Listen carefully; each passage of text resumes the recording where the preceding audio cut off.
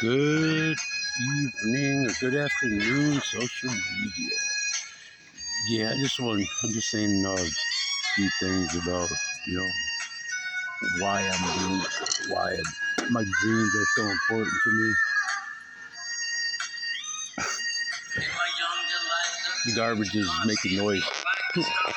Anyway, I am just going to say a few things of, what I've learned, with all my disabilities, why I push people, people have walked up to me on the streets, people have walked up to me and said, thank you, just for pushing them, just go do something good instead of something bad, keep them out of jail or keep them out of, the hospital or something like that.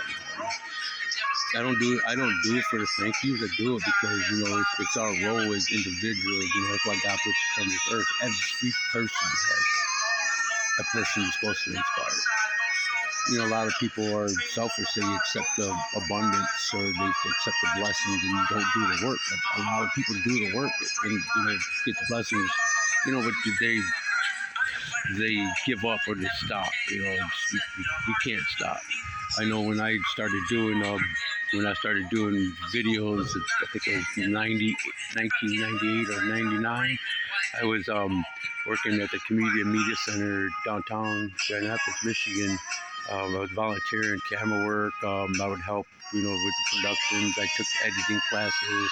I took I produced one TV show. It was gospel music.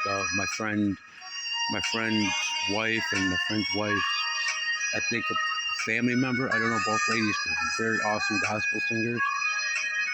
Yeah, probably sure. It was 2000, 99 or I think 2000. It was I called it the Jimmy LOCO show. It was the only show I produced. But I was out helping other people. I mean, other producers, many producers. I'd get phone calls. I'd be hungover or something like that, or I'd be smoking a joint and people would call me or something like that. Say, hey, come run this camera for me. We'll pay you $10 an hour. It's like, I'm not doing it for the money. I do it for free because we got to record music. They paid. They gave us, paid us $10 an hour sometimes. It was work. We were doing, production things for other musicians, other, bands or things like that. And I got to do that. It kept me out of trouble. Like I said, music saved my life. It kept me out of trouble. I wasn't going to the bars like my brother or all of my friends were doing. They were hollering at women. I wasn't, doing music. I don't do music, to holler at the women. I never have. That's why I left a lot of friends. Hold on one sec. I gotta change the music. Okay. Well, I can't. I don't do music to get to get women. I don't do that. I stopped jamming with many musicians, and because all they wanted to do was the women and the money. I said no. I got we got messages to say or to send and things like that. The people could play very good, but I didn't follow them. I don't know if they made it or not. But I stopped, because I wasn't doing it for, to get women's numbers or anything. I turned many women down.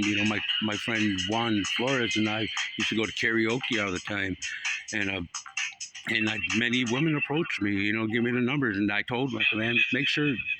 I didn't drink at the time. I didn't smoke or drink. I didn't get high.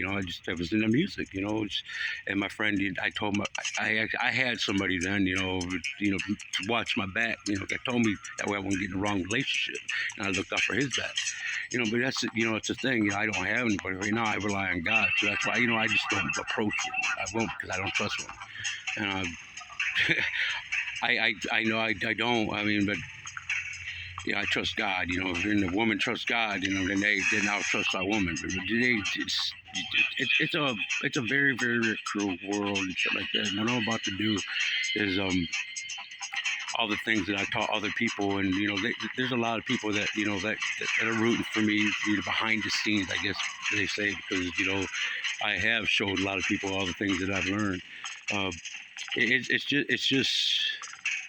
It is amazing because I get to do it with eyesight this time, and it's going to be a good time. And God's not letting anyone stop me, and I'm not letting anyone stop me.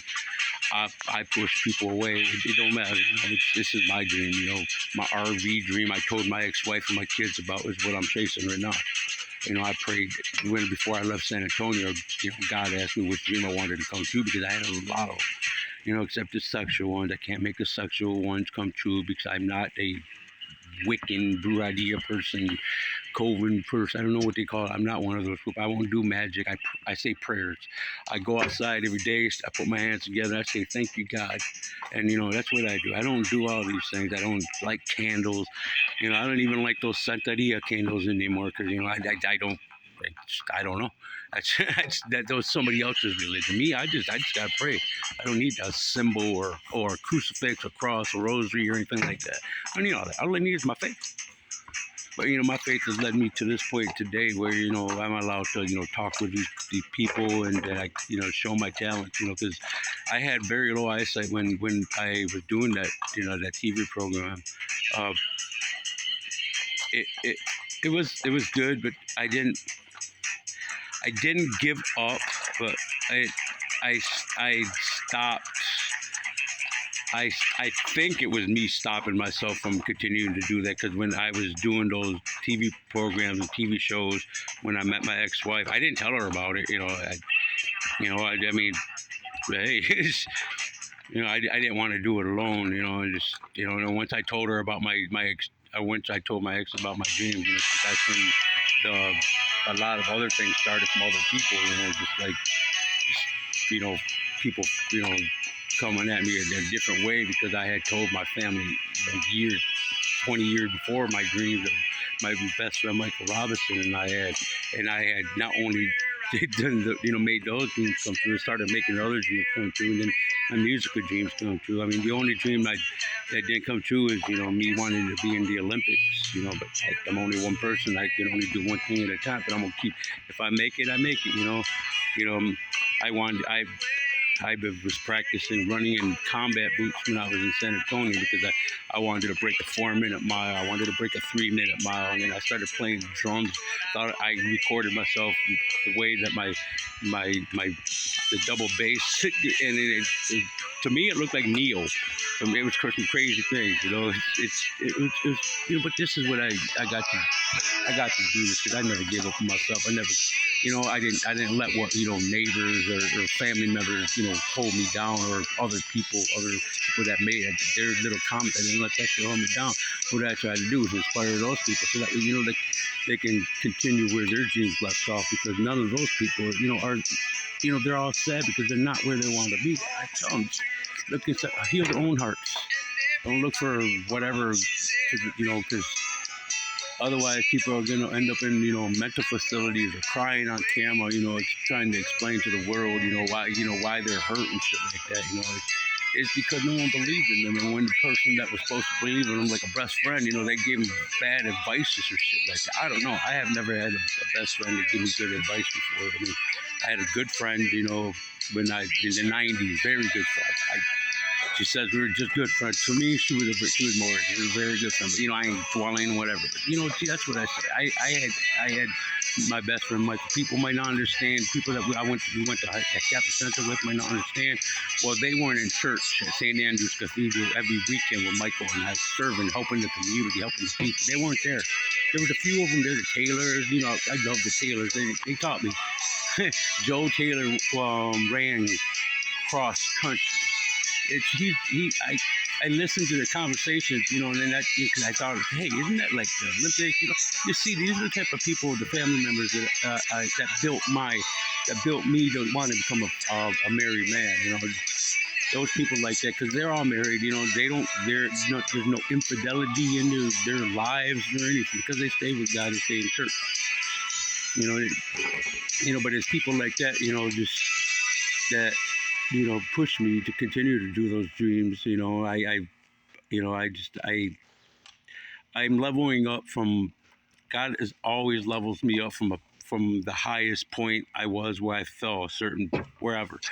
I mean, I guess if I'm going to start out at a level with having the credit of not overproducing, sitting in the producer's chair and producing TV shows, editing my own shows, and all that stuff. That's where I'm leveling up from. And with 2 albums made that need to be purchased. I mean, I was going to go look for a record record label and see if they wanted, help give me a I know they redefine. Well, I got 2 albums and shit like that, and I was gonna see if they wanted to make a contract, where I get 2 albums. I ain't gonna lie, I ain't gonna say, well, hey, be sneaky and shit like that. I have 2 albums. They, write up a contract, say, write 2 albums. Say, here's 2 albums. Remember, money. You still understand that? That way, there was no fine print. That way, people, tell the truth above. That way, people aren't, held to like bonds they don't want to be in. That type of shit like Disney did. I love Disney and shit like that, but that shit was bad, Disney. That shit that those contracts they signed, that's just some crazy shit. You see, I don't do that shit. I still sign a deal with Disney. I'd be a Shrek motherfucker on TV. I ain't gonna lie. You know why they won't hire me? Because I will say the word motherfucker. And you know who else? Who's got my back on that? Bernie Mac. The man in the play.